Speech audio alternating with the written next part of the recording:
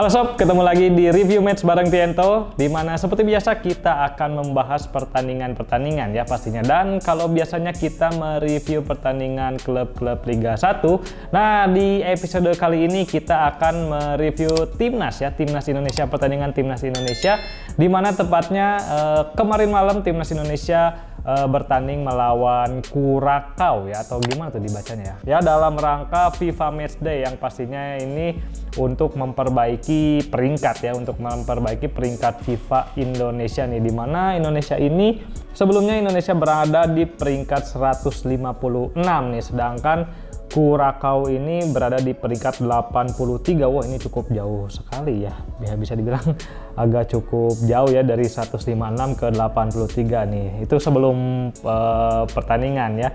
Dan Indonesia berhasil mengalahkan Curaçao dengan skor 3-2, dan Indonesia berhasil naik ke peringkat 153 ranking FIFA untuk sementara ya.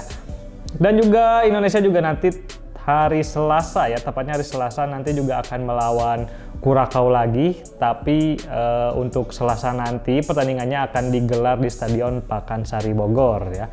Kan kalau kemarin mainnya di GBLA ya, di Bandung. Nah, untuk Selasa nanti mereka juga akan bertanding melawan Curaçao lagi, tapi di Stadion Pakansari Bogor ya.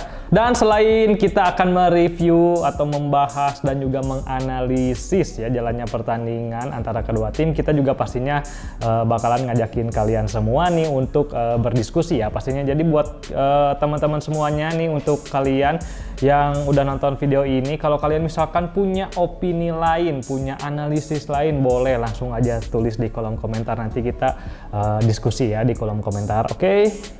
Nah, ini dia line up dari Timnas Indonesia ya, di mana mereka menggunakan formasi 4-3-3 nih. Kita lihat di sini. Oh, ada Rahmat Irianto ya, Rahmat Irianto yang dipasang menjadi bek kanan nih, yang menggantikan Asnawi Mangku Alam ya, yang mungkin masih cedera mungkin. Dan juga di sini ada Yakob Sayuri yang dijadikan starting line up nih, atau starting 11 ya.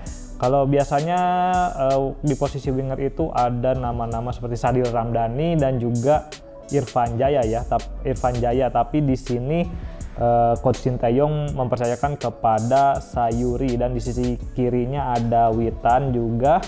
Lalu kita di sini tidak melihat ada nama Irfan Jaya dan juga Lily Pali ya untuk di pertandingan pada malam hari ini. Nah, dan ini dia line up dari Timnas Curaçao ya. Mereka menggunakan formasi 4-2-4 ya. Oke, langsung aja kita bahas ya peluang-peluang dan juga apa aja yang terjadi di pertandingan semalam.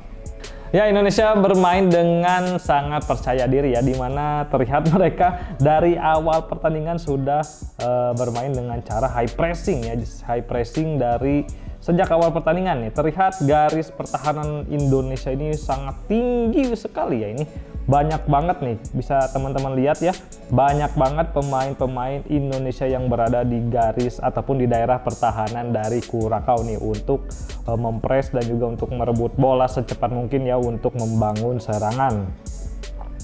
Dan juga beberapa kali berhasil juga nih pressing yang dilakukan oleh Timnas Indonesia ya kepada Curaçao, di mana mereka bisa membuat Curaçao ini kehilangan bola nih ketika para pemain Indonesia melakukan pressing.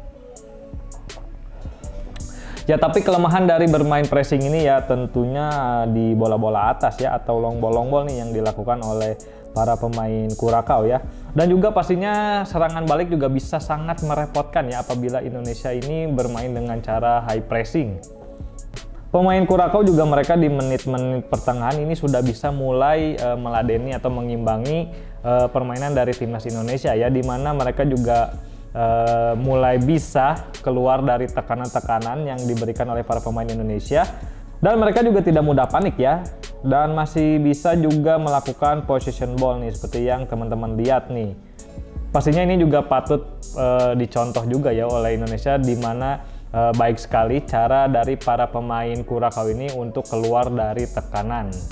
Nah, ini kalau biasanya kalau tim yang satu ini main high pressing, yang main pressing, biasanya tim yang satunya lagi ini bermain defensif nih. Nah, mereka juga berani meladeni pressing-pressing ataupun membalas ya pressing-pressing yang dilakukan oleh pemain timnas Indonesia dengan mereka juga melakukan pressing ketika para pemain timnas Indonesia ini sedang menguasai bola. Tapi menjelang di akhir babak pertama ya, Indonesia ini sedikit menurunkan intensitas pressingnya ya, dan mereka juga di babak kedua juga lebih sering bermain dengan zona ya, dan tapi juga mereka beberapa kali tetap melakukan high pressing seperti di babak pertama ya. Mungkin ini bisa jadi faktor stamina ya yang sudah menurun nih di akhir babak pertama ataupun di babak kedua ya. Nah, ini dia proses terjadinya gol pertama ya dari Curaçao dulu nih. Jadi Indonesia ini di menit ke-6 ya, di menit ke-6. Jadi di gol ini bisa dibilang ini sih gol yang nggak disangka-sangka ya, dimana mungkin para pemain belakang Indonesia ini mungkin kurang fokus ya, bisa dilihat kurang fokus. Jadi di awal balasan timnas nih ya, tidak terburu-buru melepaskan umpan, lalu seperti biasa nih Rahmat Irianto berinisiatif melepaskan passing langsung ke tengah, dan McLough pun langsung bergerak membuka ruang ya, bisa teman-teman lihat nih di layar kalian. Dan lalu Dimas Derajat ini tidak memaksa syuting nih, tapi dia malah berikan bolanya ke Witan nih, walaupun tendangan dari Witan ini masih bisa diblok ya. Dan akhirnya terjadi kemelut ya, dan lagi-lagi ini Egy mendapatkan bola lalu dia oper ke Dimas nih, ke Dimas Derajat lagi, dan Dimas Derajat ini jeli melihat pergerakan McLough yang tanpa kawalan ya, lalu McLough pun berhasil menyamakan kedudukan di menit ke-18. Dan bisa kita lihat di sini nih, pemain belakang Curaçao tidak ada yang menjaga McLough ya. Ini pastinya sangat fatal sekali ya, memberikan ruang di area kotak penalti mereka. Lalu Indonesia sempat ya membalikan keadaan menjadi 2-1 nih melalui gol dari Fahrudin ya, melalui lemparan ke dalam dari Arhan Pratama atau Pratama Arhan ya, yang sangat jauh, yang terkenal dengan lemparannya yang sangat jauh. Mungkin ini pemain Curaçao juga kaget ya, mereka nggak menyangka ya lemparan Arhan bisa sangat jauh sekali ini. Dan Fahrudin pun bagus sekali, bisa memenangkan duel udara dengan pemain Curaçao yang rata-rata posturnya tuh bisa kita lihat ini jauh lebih tinggi dari pemain kita nih ya. Pokoknya keren banget nih Fahrudin. Oke, dan ini salah satu peluang Indonesia ya, sekaligus gol serangan balik juga dari Curaçao nih. Dimana kesalahan pertama ini di sini dilakukan oleh Egy ya, dimana dia memaksa syuting ya, dan tidak melihat posisi McLough yang lagi-lagi tanpa pengawalan nih. Dia bisa kalian lihat McLough berdiri bebas di sana tanpa pengawalan, tapi Egy malah memilih untuk langsung syuting ya, dan akhirnya sempat diblok ya, akhirnya kehilangan bola juga. Lalu Curaçao nih dengan cepat melakukan serangan balik ya, dengan cepat melancarkan serangan balik. Dan kesalahan kedua di sini dilakukan oleh Elkan Bagot nih, di mana dia kalah sprint dengan Kenji ya. Bisa kalian lihat di sini Elkan Bagot sempat beradu body juga, tapi Kenji bisa lolos ya. Dan kesalahan ketiga adalah sektor kanan pertahanan timnas ini telat mundur nih, sehingga ada 3 pemain Curaçao yang bebas. Dan Kenji pun memberikan trupas kepada Juninho nih, yang akhirnya berhasil menyamakan kedudukan dan jadi 2-2 nih. Terlihat juga pergerakan dari Rangelo nih yang berhasil mengecoh Fahrudin ya, sehingga Juninho berhasil atau bisa berlari dengan bebas dan berhasil mencetak gol kedua untuk menyamakan kedudukan. Berikutnya ini peluang lagi nih untuk Indonesia, di mana kembali diawali oleh Rahmat Irianto ya, yang memberikan umpan ke Witan, lalu passing ke Dimas Derajat, dan Dimas lagi-lagi cerdik nih melihat pergerakan finishingnya lagi-lagi ya yang harus diperbaiki.